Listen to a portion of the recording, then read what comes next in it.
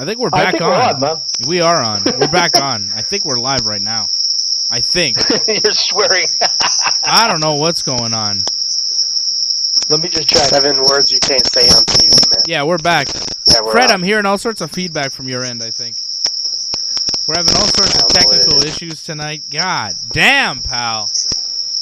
What is that sound? Hold on.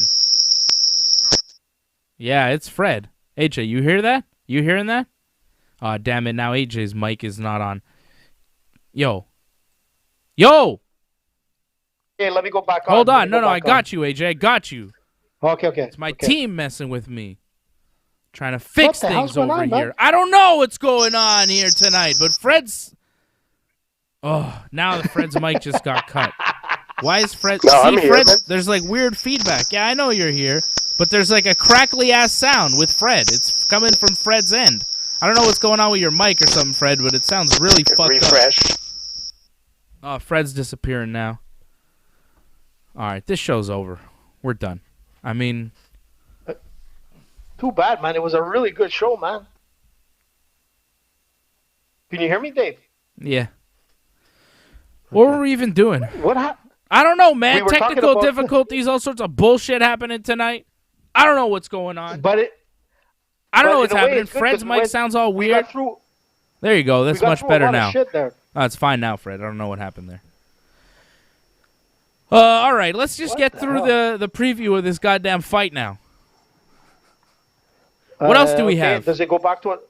What else do we have? Gillespie, and that's it, man. Yeah, we got Holland. Nobody's taking Gillespie. We took Riddell. I took Riddell. I took Gillespie. Oh, you took Gillespie? I'm taking AJ, who you taking? Oh, yeah. I'm going to go with you on this. I'm going with the underdog, Riddell. There you go. I think he's going to That's pull what it I'm off. talking about. I think ring rust. Yeah, man. Are we on live now? Yeah, we're on right now. What the hell are you talking about? Are we on live? I've been telling you we're on live. Our last show, I don't know what happened. We were on before. We had a technical issue. Everything cut off. Everything froze out. Now we're back.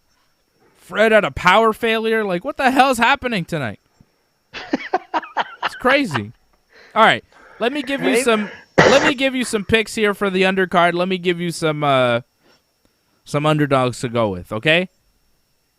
I'm gonna go with 2 underdogs in the women's division. Basically, you need to pick women to upset. Women's fights, the underdog seems to always win. I don't know what's going on here, but lately the underdog is always winning in these women's fights, especially on the prelim cards. So this week I'm going to go with, I think I'm going to go with Marion Renault over Macy Chiasson, whatever her name is. I'm going with Chasson. Is it Chiasson? She's American though. Me and Freddie safe. Marion Renault has lost 3 straight to Raquel Pennington, Yana Kunitskaya, and Kat Zingano. But I think she's still a very good fighter. She's just losing to some of the top fighters in the division. She's 43 years of age, and that's why she's the underdog. She's the underdog here, plus 175 over a Bet99. Chiasson, minus 217 the favorite. I like Marion Renault. I think she's a higher-level fighter, face tougher competition, and she's going to pull off the upset victory. So I like Marion Renault at plus 175. And I also like the first fight of the night, Julia Stoliarenko over Julia Avila. Julia Avila is a fighter with very good boxing, very solid hands, but pretty much no ground game. Sijara Eubanks took her down at will in the last fight, beat her by decision. Sijara was the underdog in that one. And I think the underdog in this one, Julia Stoliarenko, will come through. She lost her last fight to Yana Kunitskaya, and if you don't know, Yana Kunitskaya is one of the best women's bantamweights in the world. And Julia Stoliarenko lost to her, but I think she's going to put it together with superior grappling and pull off the huge upset in the opening fight. She is a plus 300 underdog. Avila minus 400 the favorite. So this is Dave's parlay for the weekend, guys. This is going to be fun. We'll see what happens. But Dave's you've parlay... been pretty lucky with the women's. You've been pretty lucky, dude. When it comes to like prelim cards and the women's card, you've been like hitting like the nail all the time, man. Like it's ridiculous. I don't even know that fight. I didn't want to go there, but except for last week. Yeah, but you know what I did last week? I picked the favorite. I shouldn't have done that. Always go with the dog. I picked the favorite woman. I'm going with the underdog woman on the prelims, okay? So this is my parlay. This is Dave's parlay. We've got Kevin Holland minus 179, Brad Riddell plus 210, Marion Renault plus 175, Stoliarenko plus 300. You're putting down $10. You're making $531.96. I mean, that's pretty good. It's pretty good value off $10, I think. Very good. I mean, who knows if they will all hit? I'm just saying that's Dave's parlay. That's what I'm going with. That's our parlay for the weekend. I like the women underdogs. I think if you just go with Stoliarenko, I think I'm really going to do a parlay, the Stoliarenko and Kevin Holland. First fight of the night and the last fight of the night. Combine those and come through with a little money. Okay? That's Dave's parlay. Very fast or, it's going to hit with a bang. That's it. We'll see. That's maybe I'll go with you on that one because Freddie last week was on the money. When it comes to, like, short card parlays, Freddie, man, is king. But you were hitting him pretty good for the last couple of weeks. So 2 out of 3 weeks you've been hitting it. But yeah, I had perfect parlays the past 3 weeks. 2 out of the 3 weeks I was perfect. Last week I was 2 for 3, and Fred was 2-0. So yeah, I've been doing pretty well on the picks. Fred's been doing well. AJ, you've been doing well. That's why we give you the picks. That's why we are your number one MMA source in the world. That's why we say we are your MMA authorities. When we say this, I know we joke around and we talk a lot of shit and we're kind of goofy and we say ridiculous things all the time. But when it comes down to it, we know MMA pretty well. We're watching all of the fights. We're paying close attention. I'm watching fights this week. I watched the Julia Stoliarenko versus Yana Kunitskaya fight just this afternoon in preparation for tonight. So, we're doing a lot of research. We're doing jiu-jitsu. We're doing the whole thing. So, we know what we're talking about. We are the number one MMA show in the world. That's why we give you winners, and that's why we tell you what's up, all right? And, AJ, you can tell everybody about how good my jiu-jitsu is. I sent you a video today. You were very complimentary. Yeah, man. Let's just heap praise upon me, AJ, and tell me how great I am at grappling. Actually, I was very impressed with your skills, man, with your ankle lock at the end and whatnot, and through the whole fight. Straight Achilles. Brother, which was cool. Yeah, straight. It was nice, old school. But I like your setup. But what I was really impressed was with your wrestling, man, the way you were able to tuck under and take your brother's back. It was nice, man. And what I liked a lot, too, was that you really kept a lot of, like, pressure on your brother. There was no space anytime you were going into transitions. So I got to give you that, like, as a no-gi fighter, man. Yeah, you're one of those guys that will be a very frustrating fight because you know what, you were not letting any space, man, and eventually you got your submissions. And I think your brother, at one point there, I thought you were gonna kill him because he was gaggling at one point, man. Like, when the air is getting like rushed out of the body, I'm like, poor Ben, man. Hey, he doesn't quit. He's hard to choke. Is coming to an end. Thank you for that, AJ. Thank you for that. I appreciate that. Yeah, it was. I love watching that stuff, and it's great that you have the space, But hey, listen, we're getting back. And Freddie, eventually, once his knee is good, he'll be back. And I think the summer should be a good time for you to, like, do a lot more of stretching and, like, maybe doing some Zumba once the operation's over. But jiu-jitsu, man, is a tough sport, man. But you go through your problems, and then you'll be back in jiu-jitsu. I think you'll be back by August, the latest. Yeah, Fred's getting knee surgery. Yeah, I think Fred will be by August. Well, it depends when he gets the surgery. Can't wait. Yeah, depends when our system calls me, man. That's the long part. I thought you were doing it soon, bud. For some reason, I thought you were doing it I gotta wait soon. I gotta wait for the call. It could take a little while. Oh, in that case, forget it. I don't want to get into that, yeah. Yeah. As of yet, I've been lucky. This is my health is one of the things that I've been like, oh, yeah, I like COVID. Because, like, when I had to do my MRI, they told me it was, like, 6 months wait. And then less than a month in, they call me and they go, oh, we had a cancellation. Can you come in next Monday? I'm like, yeah, for sure. And it happened also for something else where they call me because they had a cancellation. So if anything, hopefully somebody gets a non-serious COVID positive test and I could take his place and have my knee surgery within like a month. Come on, COVID, Which could do be a that possibility, man. Guys, we're going to wrap up the show, but before we do, I have a question for you. Okay, I have a question. Tell me. Does this mean? What the hell? This is Khabib Nurmagomedov. This is Khabib yesterday with Lorenzo Fertitta, former owner of the UFC. It was good to see you, Lorenzo. At Dana White, send me location. What does this mean? Man, I don't know, man. Like, I'm gonna tell you something. I saw an interview with George and Ariel Helwani just the other day, and I'll tell you one thing. Now I'm really convinced that George will not be coming back. So if that was the case, I'd be like, oh, George is coming back and he's gonna fight Khabib. But from the interview, man, it really looked like George is really done, and I hate to say that. George is retired. But if Khabib comes back and says, send me location, and he'll fight George, I'm telling you, that's going to be the only thing that'll get George back into the UFC.